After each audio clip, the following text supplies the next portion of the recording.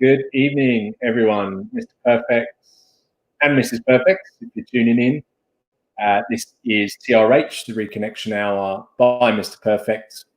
I'm Terry, founder and CEO of Mr. Perfect. What is it? What is Mr. Perfect? Well, we bring men together at barbecues to create communities and connection for the betterment of mental health and to reduce isolation.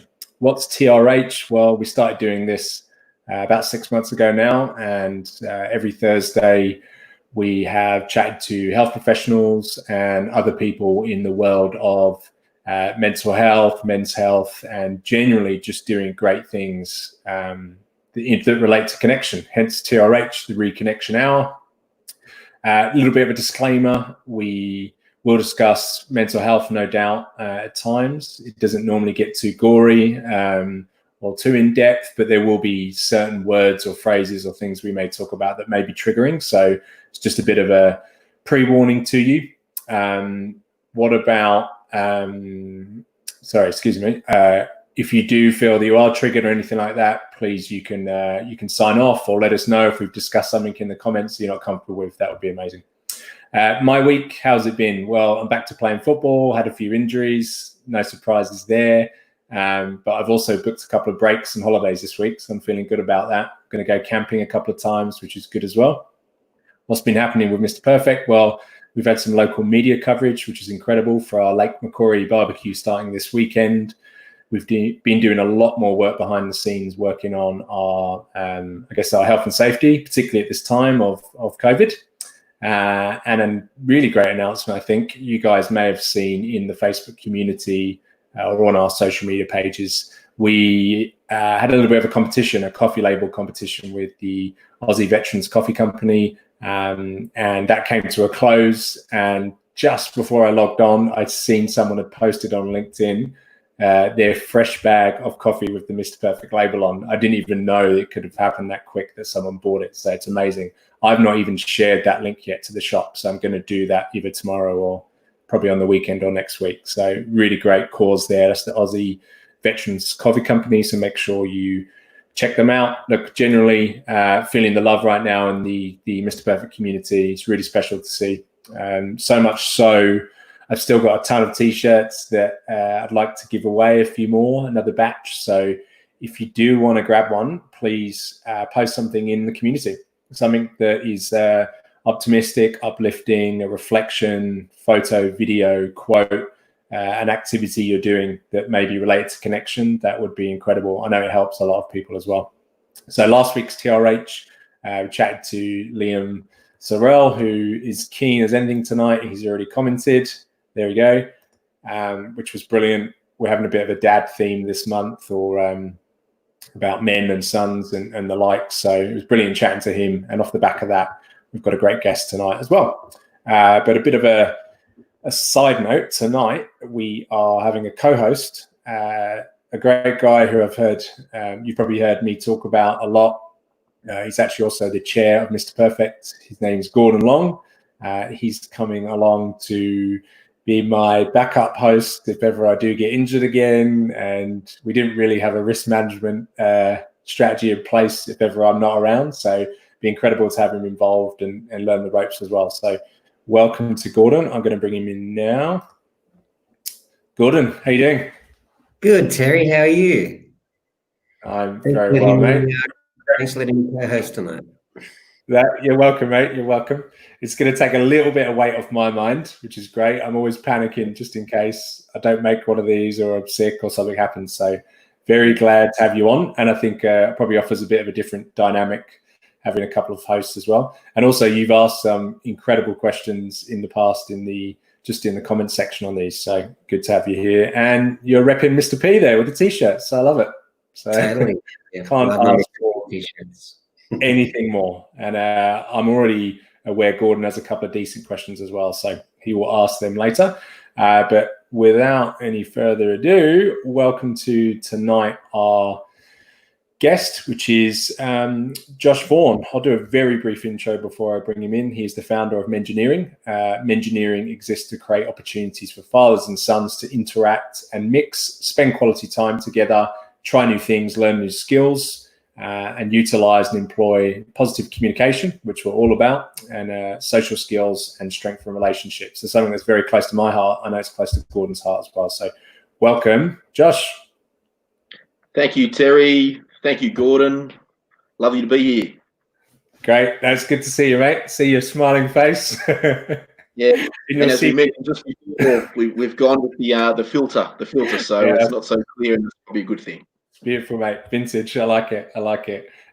So look, I think I mentioned briefly, we mentioned just before we came on, I know of you. We've had sort of some exchange of communication in the past, and I've been aware of what you're doing with Mengineering in I guess from afar, but I don't know too much about it. So first and foremost, I think we would love to hear, and our audience would love to hear more about you, your background, go as deep as you want, and what I guess led you to start Mengineering.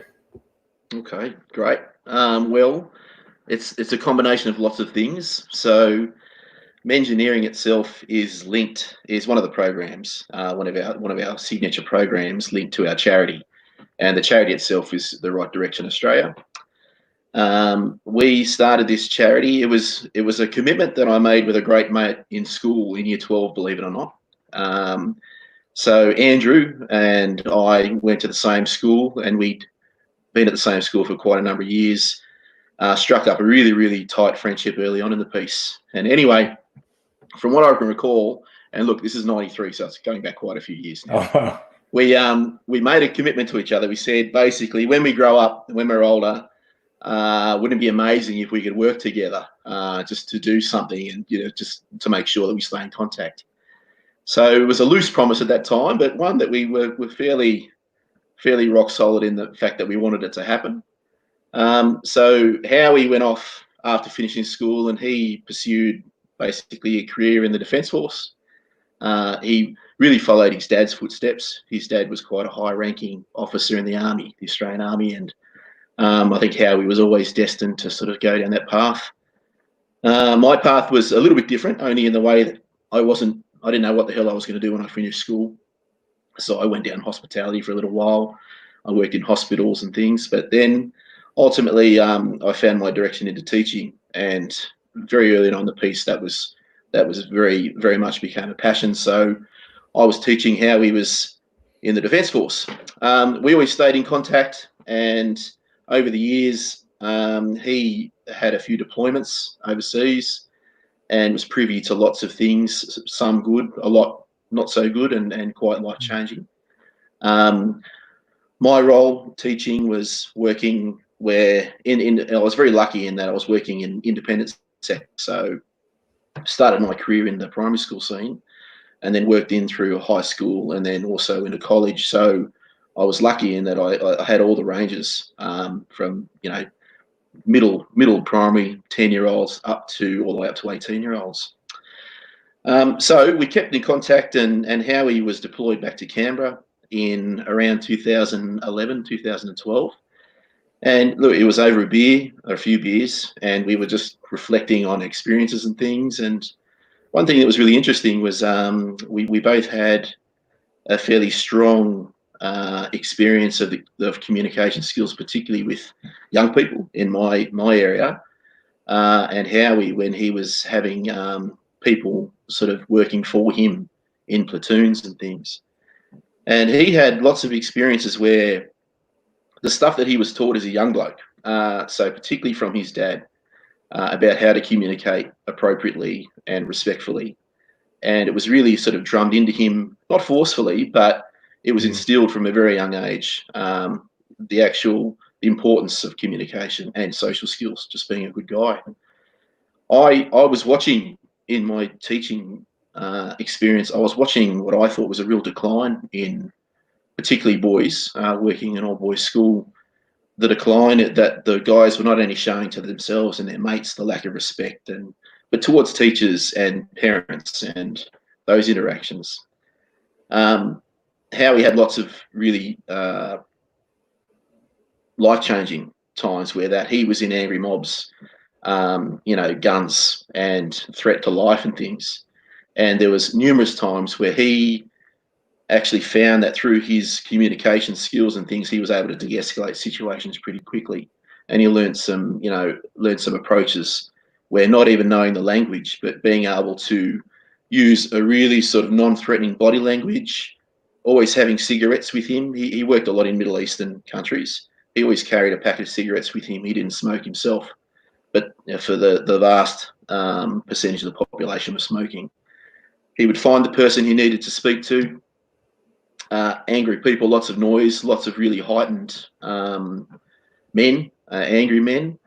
He was able to discuss or find the right person, offer a cigarette. They'd have a cigarette. He'd cough his guts up. They'd all laugh, de-escalate the situation. Then they'd work at sorting out what the issue was. My experiences weren't that cool and exciting, but it was just very clear to us that a lot of the younger guys that we were mixing with, and he had 18, 19, 20-year-old young men with him for the most part.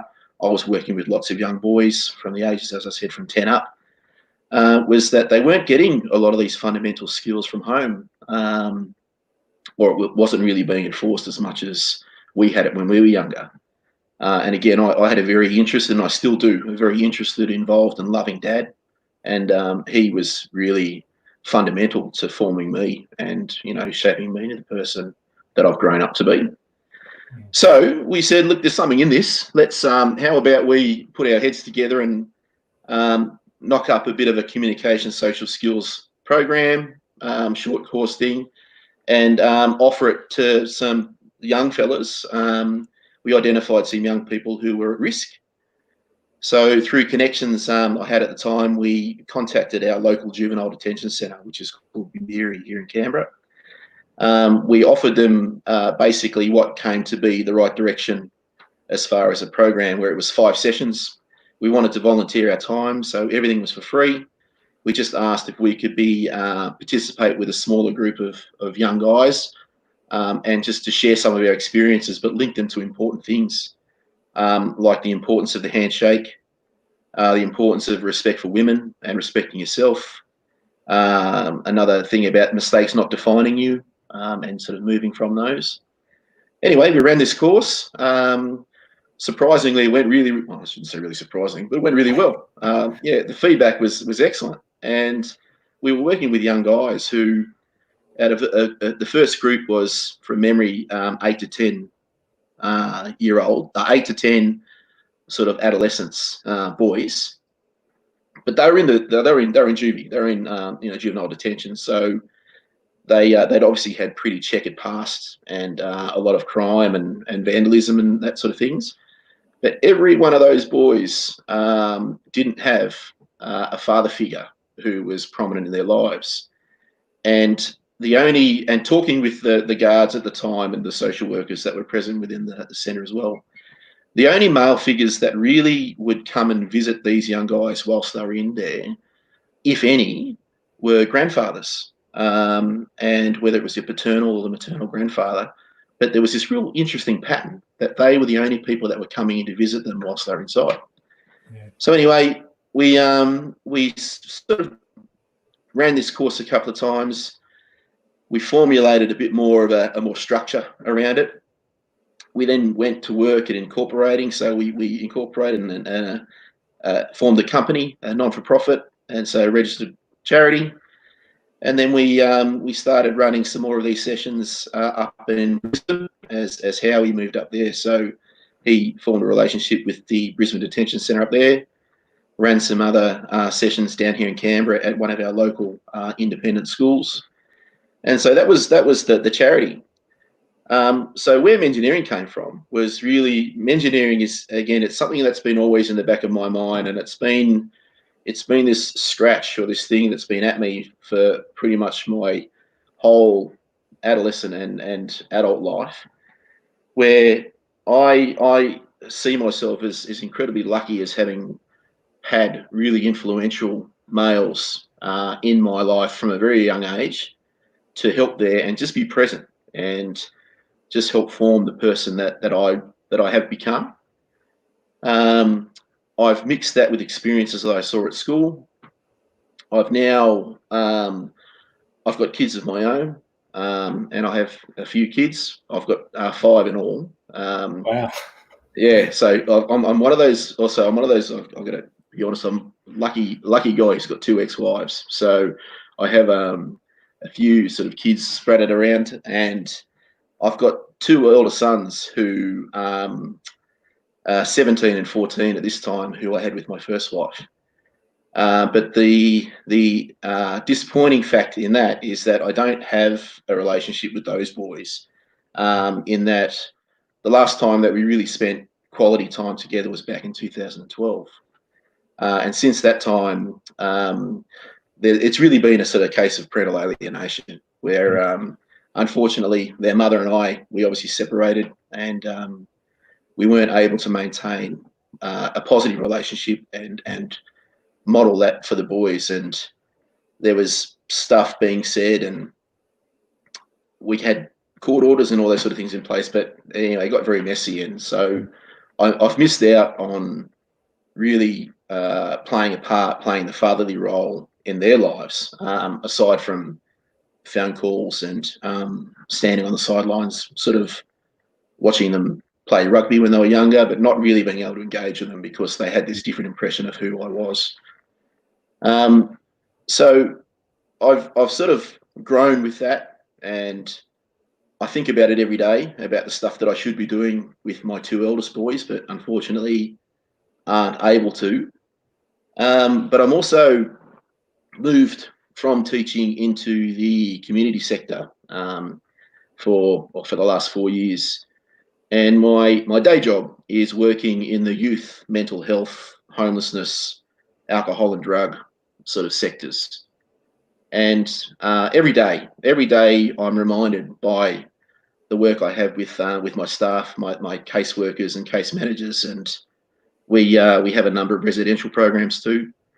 And it's so in my face every day, the importance of that relationship, particularly with parents, and for boys in particular, that key connection that they should have with their dad, or that really influential sort of male figure to teach them and model them and sort of mentor them into this manhood.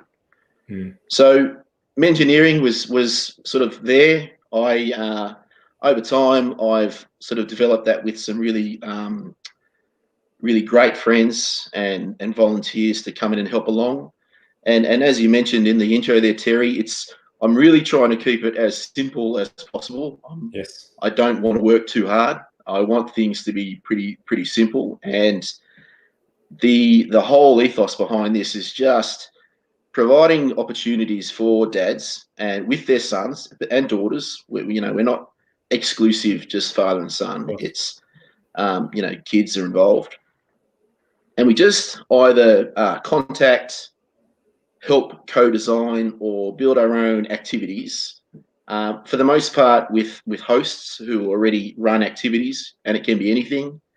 And we just want that opportunity where the father and their child can maybe find something that they enjoy doing together, and it just strengthens their interests, strengthens the bond they have.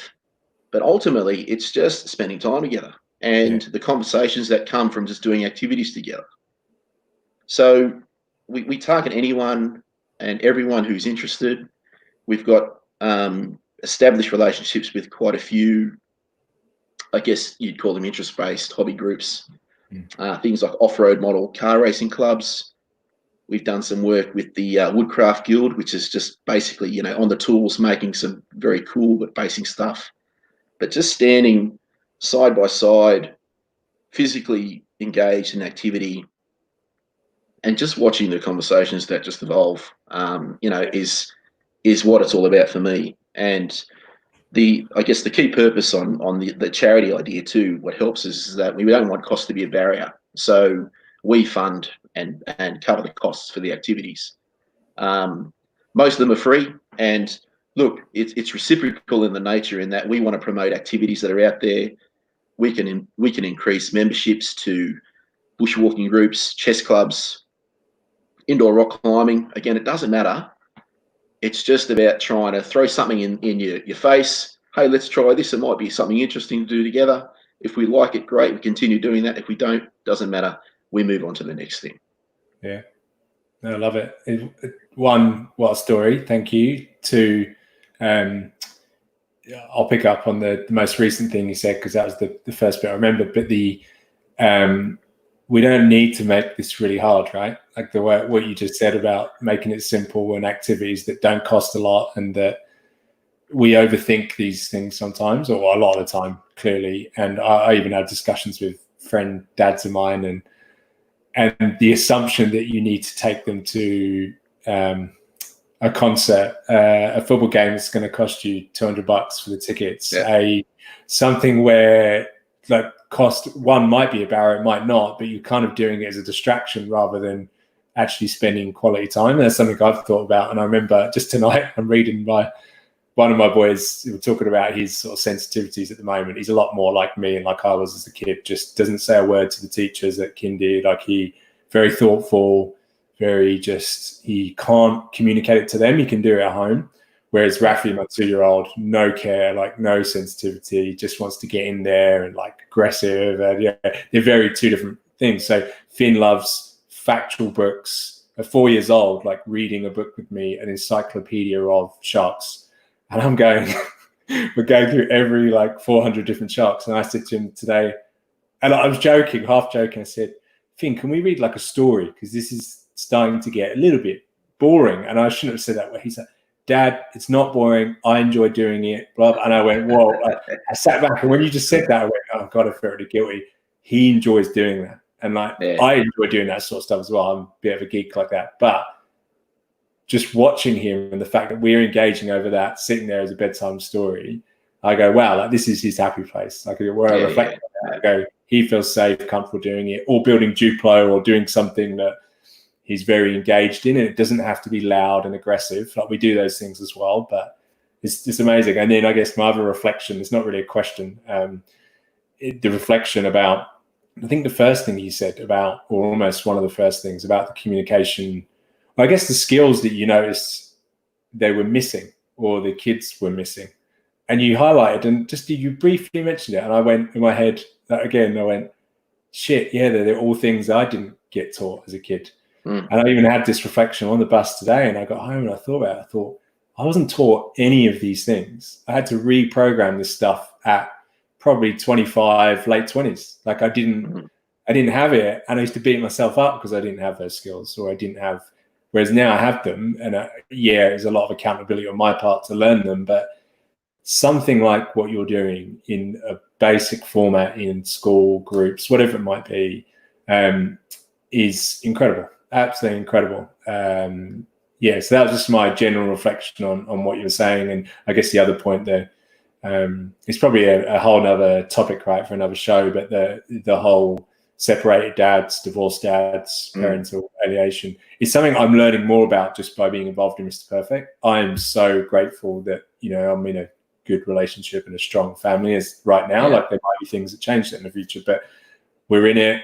And I'm very, very, very much more conscious now of the things I say, do, my relationships in front of my kids and the way I teach them to speak to people, or the simple, you say like the shaking hands and the respect thing, and respect for what, like all these basic tenets of things that we just assume boys are going to know how to do it. And off they go into the world. Go and play football, you'll be fine. Off you go, and not even look me in the eye to have that discussion. It's actually crazy. It's mind blowing. But no, wow, what is amazing. Like you summarized that so good. But I'm sure Gordon's got a couple of questions, so I might pass to Gordon. Do you have any questions, Gordon? Yeah, great. Thank you. Yeah, Josh, just what would be your most fondest sort of standout memory or moments so far with Mengineering? And maybe, a boy you came into contact with, or a relationship you saw between, a child and their parent, or a group event, something. What really stands out and you almost tear up every time you think about it? We have these little moments, and look, they're things that happen where it's you kind of see when fathers are mixing with their sons, and look, some of the dads that come along and participate in the groups, it's nice in that they sort of drop their guard very quickly, because we're able to talk about that. We're in this. It's just about strengthening your relationship, and what you're talking about. And fathers use it as a bit of a time to debrief and say, listen, I might spend 2 minutes with my son a day, because of all the noise of life and work and everything else. And coming to an event for half an hour or an hour, for a lot of dads, not all, of course, but a lot, that's the longest time they've spent alone with their son. Some of them say forever. And I'm not getting as shocked as I was earlier, but it still hits me every time to think that this little activity that you're doing, is the most time you've ever spent with your kid. And I sort of think, wow, that's just, for one, that's a really positive outcome. But I also I reflect a lot on some situations that I had, not so much in the Mengineering activities, but at school, and watching the relationships between fathers and their sons there. And I call on an interaction I had very, very early in my teaching. I think it was my first year, and it was a story of a young boy who was a bit of a rascal of a kid. He was a lovely bloke, full of spirit, I guess we'd say. He was a bit of a shit, like he was misbehaving, and he played up a lot, wouldn't sit down in class, those things. Anyway, we identified there was a bit of a concern very early on in the year, and there was some testing that ended up, because the behaviour was a bit more extreme than, I guess, what you would consider the norm. So underwent some testing and things. And long story short, the young boy was diagnosed with ADHD. So Dad, bless him, just a knockabout blue-collar guy. He was a truck driver. We went and shared a story about the father and son, or a parent-teacher interview. And Dad fixated on the attention deficit side of things. And we talked about, what does that mean? And he was in his mind, a deficit, that's not enough attention. So, well, it's a lot more to this. It's about the calling out behaviours and everything else. And he said, well, he said, I'm going to show my son some more attention. So this parent-teacher interview was, I think it was the end of term 3 or close, so just before school holidays. So for the next 2 weeks of the school holidays, the dad didn't stop work. He kept driving trucks, and he was interstate driver. He took his son with him. So they spent 24/7 for the best part of 2 weeks together, sitting in the truck, driving up, I assume, the east coast of Australia. But all they did was just hang out. And he worked, but he was with his son. They talked about life, shared, their experiences, because he'd never done that with his son before. The work was always, Dad just has to go to work and we'll see him in a week's time. Yeah. And following that holiday, this young boy came back to school, different kid, absolutely different kid. He was more attuned with his emotional outbursts, because he'd learned from his dad to talk things through. His dad had given him these strategies, because he talked about how I used to get angry as a kid and I'd want to punch things and whatever. His dad taught him strategies that helped him when he was a young bloke. So the young guy he learned by osmosis. And then he absolutely turned his life around in 2 weeks. And this kid became not a model student. Like, I'm not expecting he went from sort of a poor performer to an A student, but he just changed. And then from there, this priority that Dad had on his work changed as well. And he reflected and told me often that work's not the priority anymore. If I have time to spend at home with a kid, I will spend it with my son, and we spend things together. They've worked out what interests and common interests they had over those 2 weeks. So they started doing things and playing sport together.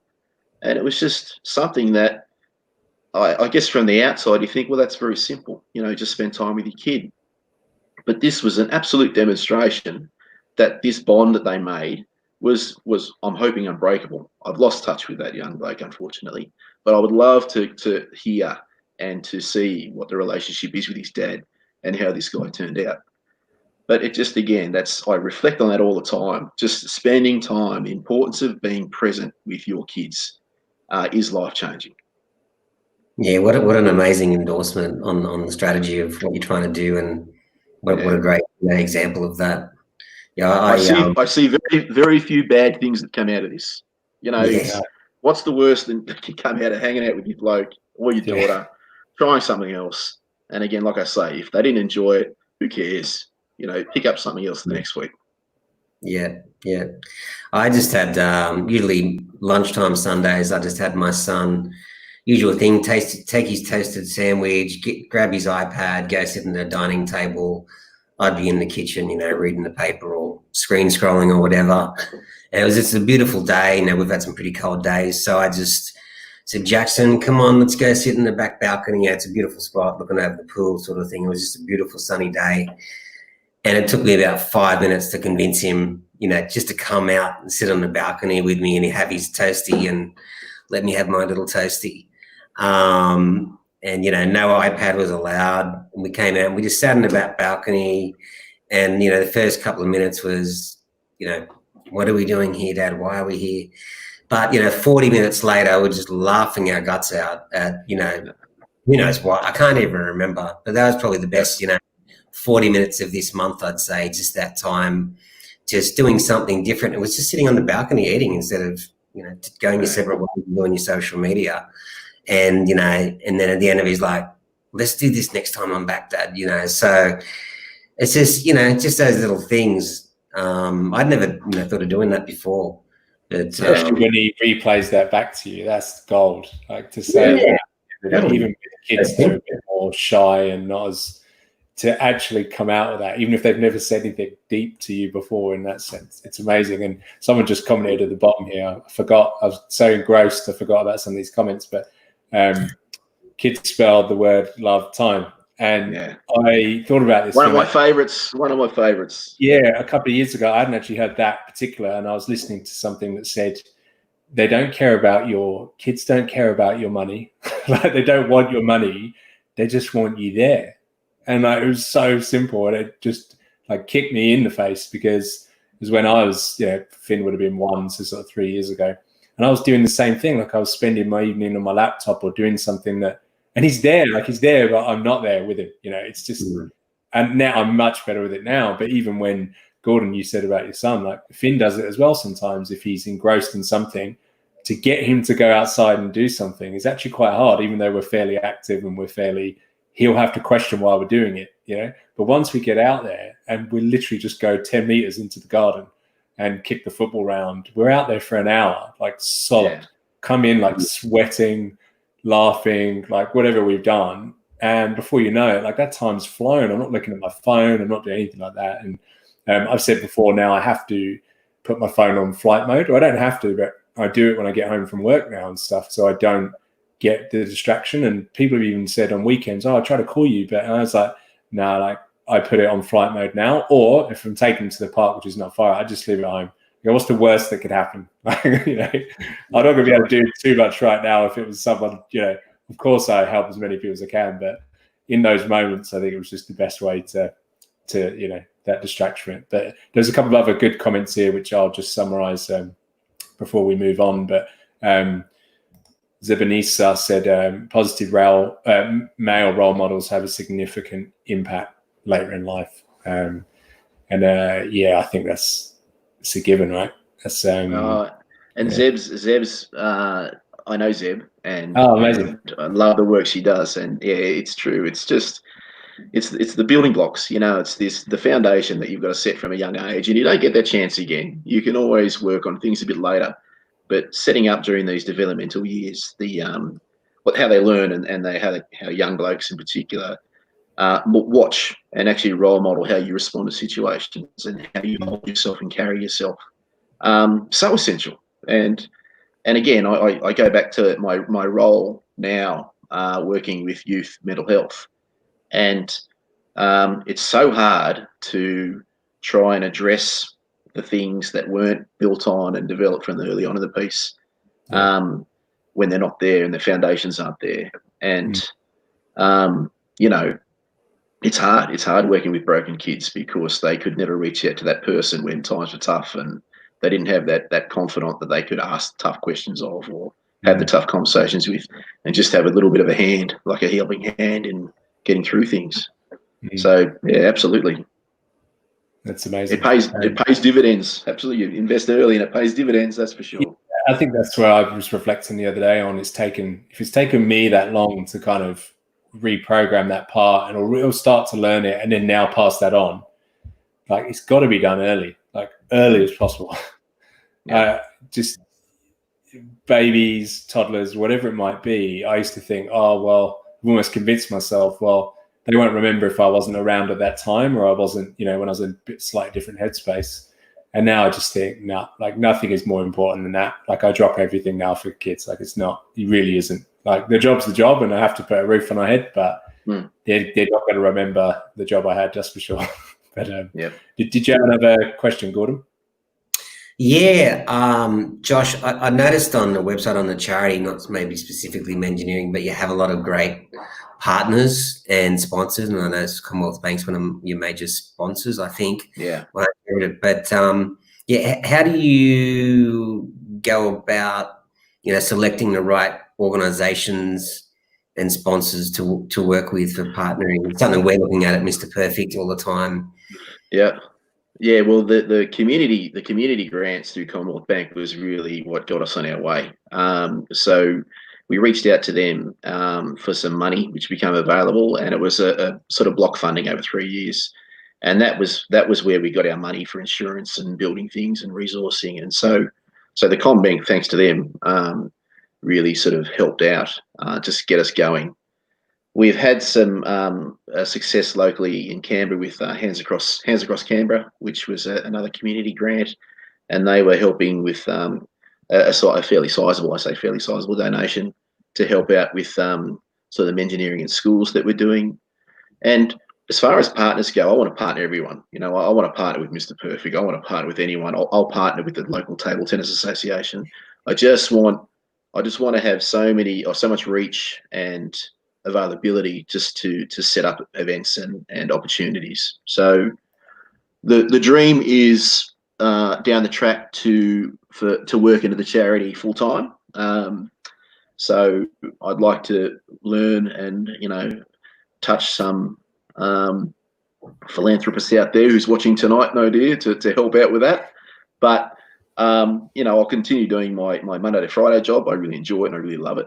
But it would be nice to do this job every day where I could just set up events, help dads get closer with their kids, and move also in the space of reaching out to my network who are some of the most experienced individuals who have so much information to share. And I want to sort of bottle them all up and bring them into rooms and try and get as many people as I can in front of them just to learn and just to absorb, because this fathering thing, it's a learned skill. We learn and we sort of rehearse at it every day. So I think the more information we can share from rock solid individuals and experienced, again, it's only a good thing. Well, Liam last week mentioned about the experience of the baby bag when he left the hospital. And it's something I've thought about this week a lot. Yeah. It's almost daily. I've gone, why did I not even think about to ask that question at the time? Or why did no one think to say, okay, this is for you, but what's like, here's a flyer. There might have been like a flyer in that bag that may have represented both parents. And I figured if there's a reason that it wouldn't be hard to put together, right? Like a simple pack or resources or things that we are all working on or things that we know have worked. So it was something I'd have to chat to Liam about in the future, because I feel we say it's learned, but maybe we're learning it too late. Like the simple education of these things is just not coming early enough. And for the ones lucky with great father figures and everything else, amazing. But I think there's a lot of people out there who don't have that. And that's why when I'm looking at my boys sometimes, and I think it's one of the part of the mental health struggles I've had been around the catastrophizing over things, like thinking, oh, well, I'm in a really good place now, or we're really happy right in this moment, and I can't enjoy that moment.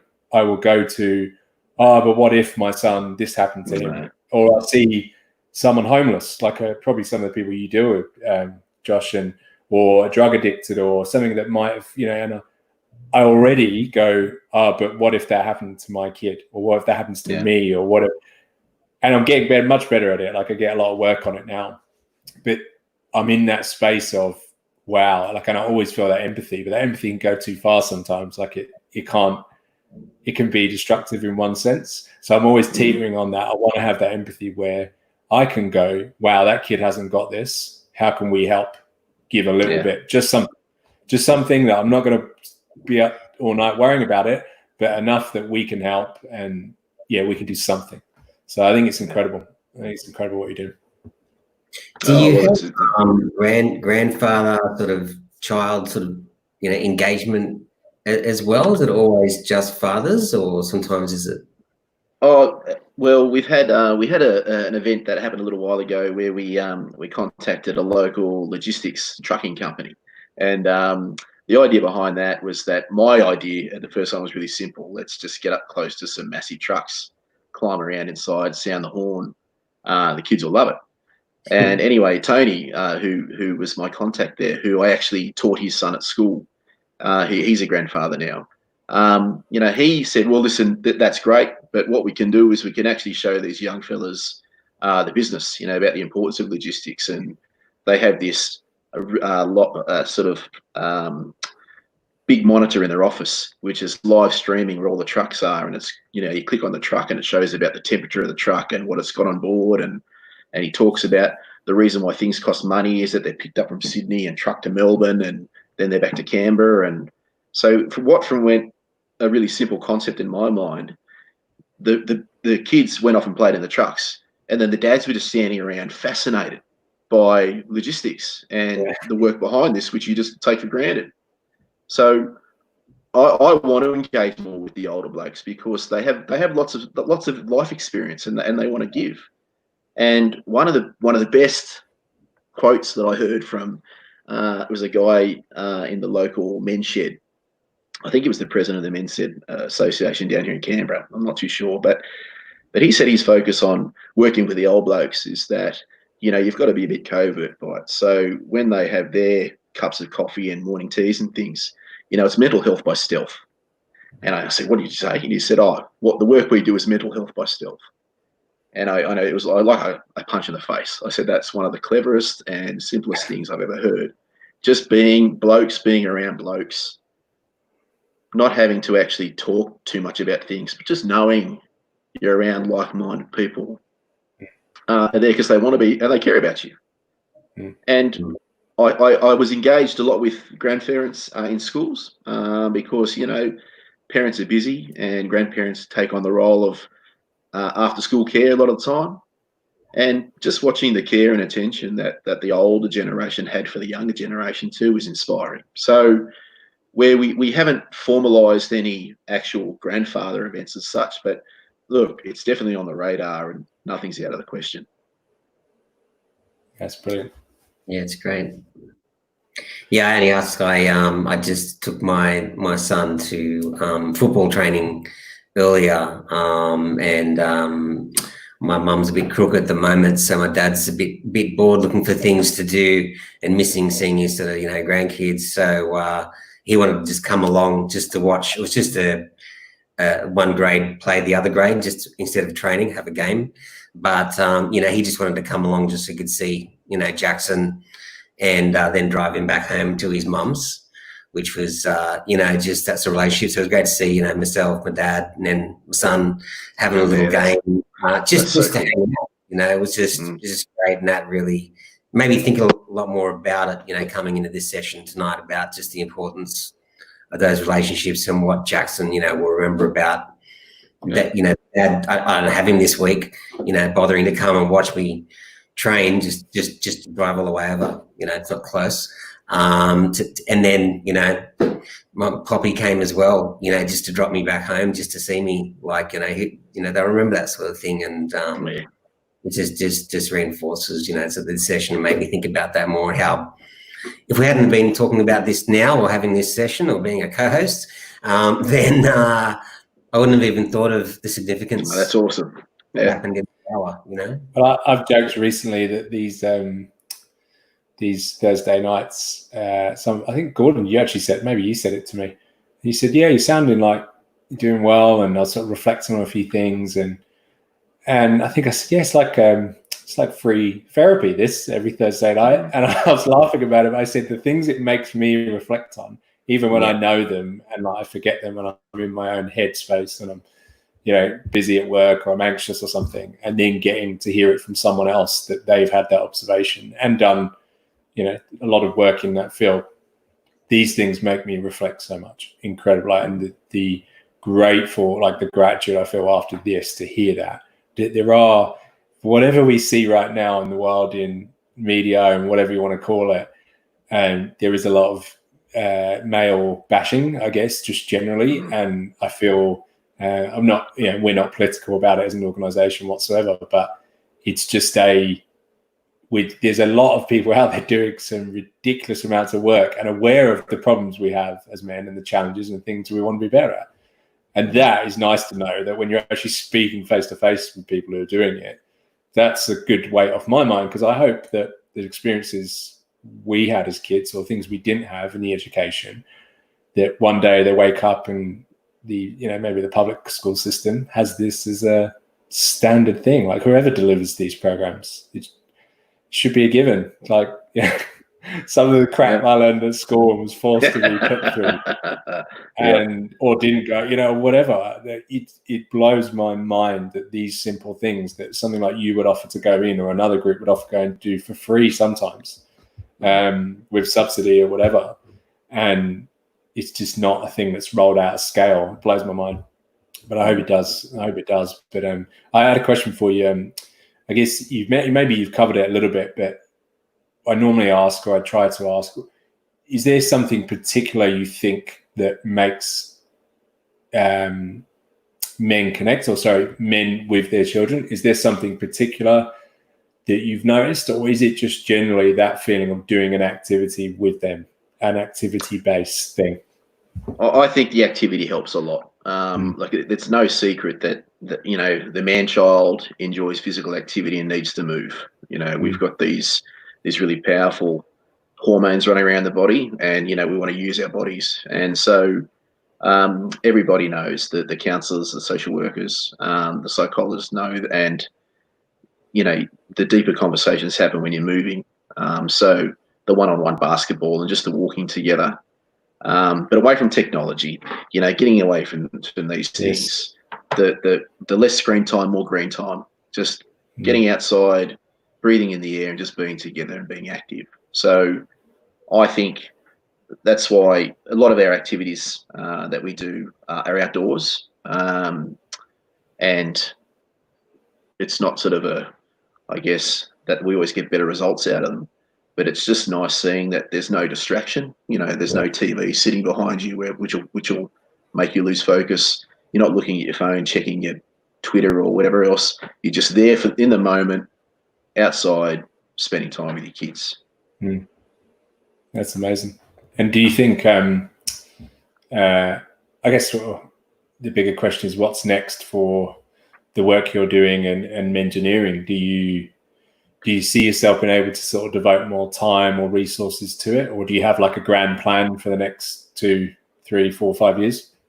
Yeah, well, I have a very, very supportive partner. So she she lets me work, and this is all on the side at the moment. So it's all out of hours and weekends, but that's fine. I'm cool with that.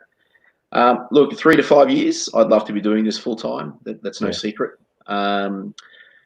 We're sort of into a few things. I'm very keen to design and develop basically a men's action plan. And so the men's action plan will be a bit of a strategic document for us that will guide what we do in the next few years. And it's just really giving us a bit more focus on what we can do to try and help that bond between the father and their children. We've got a couple of things where we're looking at securing some funding, but we've sourced barbecues, like the portable, really flash trailer barbecues. And the dream is to contact schools, roll in an afternoon, provide them a meal, sausages and drinks. We've got a PA system strapped to this beast, and then build these communities within communities. Amazing. So I want to target the fathers in the schools, and just share the things. Like, it doesn't have to be hard. Get together once a month, teach your kid, 10 dads, 10 kids, teach them to change a car tire. Go on a mountain bike ride, play chess together. It doesn't matter. Just do something and commit to it, and you'll find that the payback from that will just, you will be tenfold. So we're pricing that sort of stuff at the moment. I've got some really good mate working with me in that space too. So fingers crossed we can secure a bit of money and have that. And going national, one day it'd be nice to have Mengineering splashed all over the place. Yeah, it's amazing. Have you got any questions on that, Gordon? Yeah, I can definitely see some Mr. Perfect Dad's Day, special Dad's Day barbecues coming up as well. I think that's absolutely.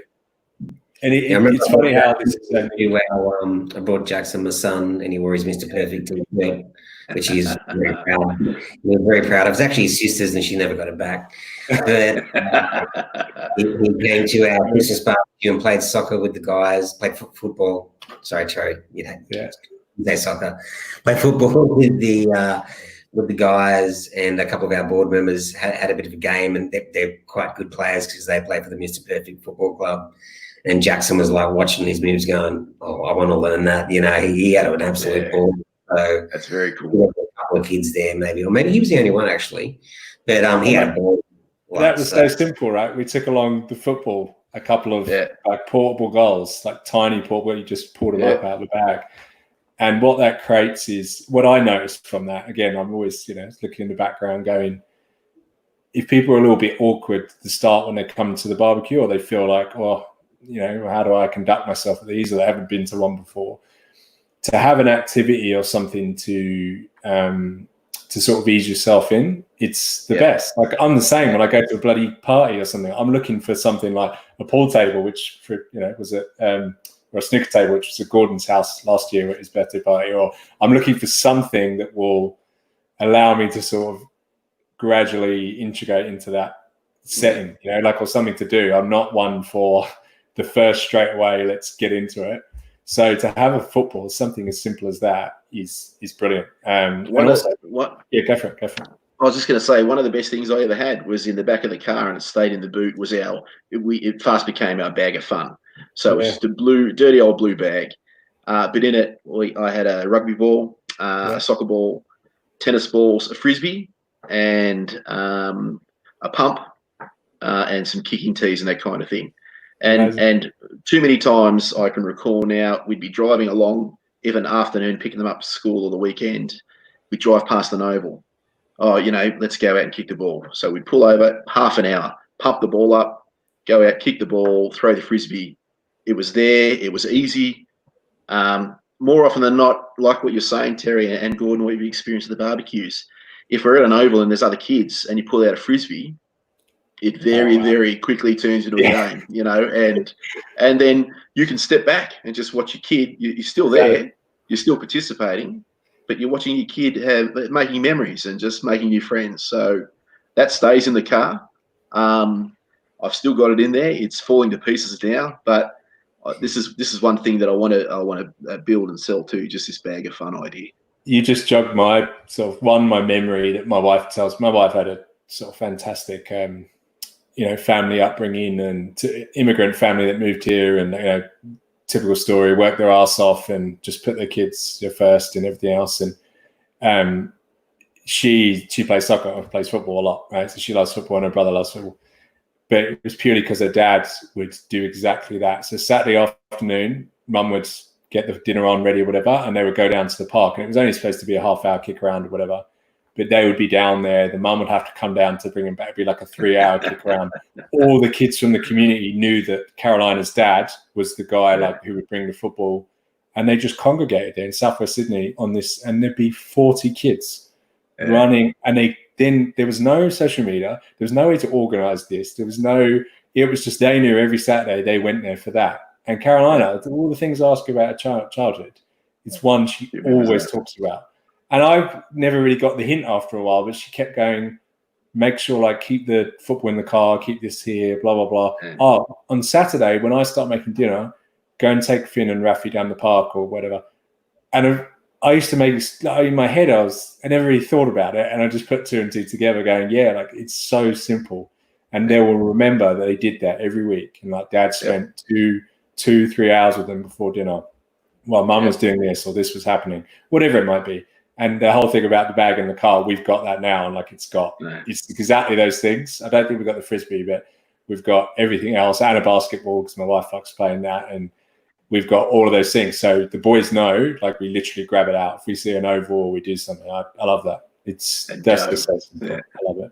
I really love it. And someone, Schnitzel von Krumm here. I don't even know if that's their real name, but love your books. Love your books, Schnitzel. Yeah. Less screen time, more green time. So they love that quote, that saying. I think we'll remember that one. And Zeb also said, here we go, it's incredibly hard, but so worth it when you see the changes that come through. So I think he was talking generally about the work around communication and I guess the long game of teaching people these skills, which is amazing. But we're coming towards the end of the hour. So I guess I was going to, Gordon, have you got any other things you wanted to ask before or comment on? No, all good. No, thanks for having me. It was fun co-hosting. No, it's good. It's good. Next time we're teaching in the tech. So yeah. Can I just share something with Gordon really quickly? About you? Mate, you shared your grandfather's story, and thank you. That was lovely. It sparked my memory about a very quick story with my grandfather. He was living in Canberra, but then moved up to Queensland. When I must have been about 10, year 4, I'm guessing. I was lucky enough to go on a holiday with grandfather. So I drove from Canberra up to Queensland with him. And it was just grandfather and I. So really, really special. Anyway, the first night, I think we stopped over in Tamworth. It was a big day. Yeah. We went sort of inland, stopped at Tamworth. We were in the hotel room. It would have been 4 o'clock in the morning, still dark. I still remember this. I was awake. Grandfather was awake. He said, "Hey, Josh, you awake?" I said, "Yeah, grandfather." He said, "Let's go." I said, "Yeah, great." So we got in the car, took off early, and we hadn't had breakfast.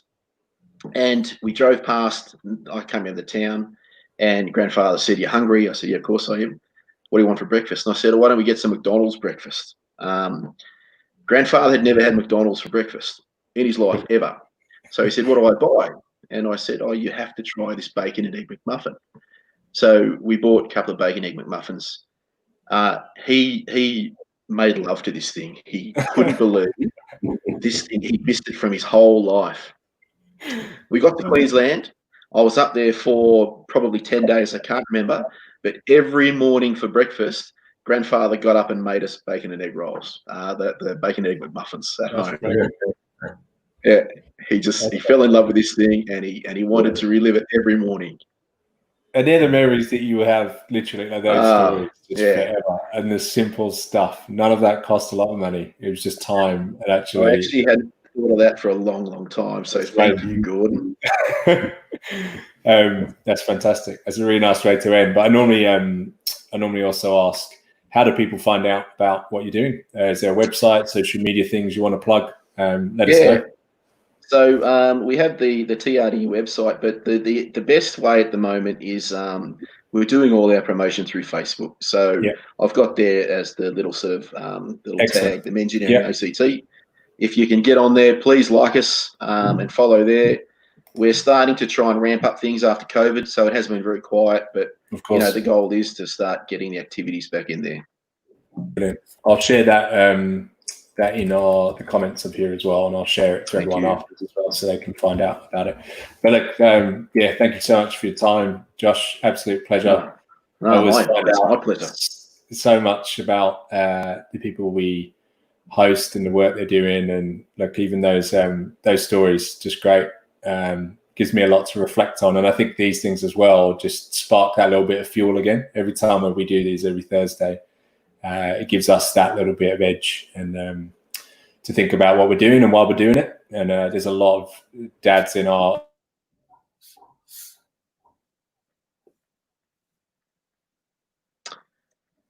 Terry's frozen there. Fantastic. But look, unbelievable. We will definitely be speaking soon offline, and thank you, Gordon, as well, for coming on and co-hosting. So everyone, make sure you check out Mengineering, and we'll see you next Thursday. Thank you, Terry. Thank you, Gordon. See you later. Take care. Bye.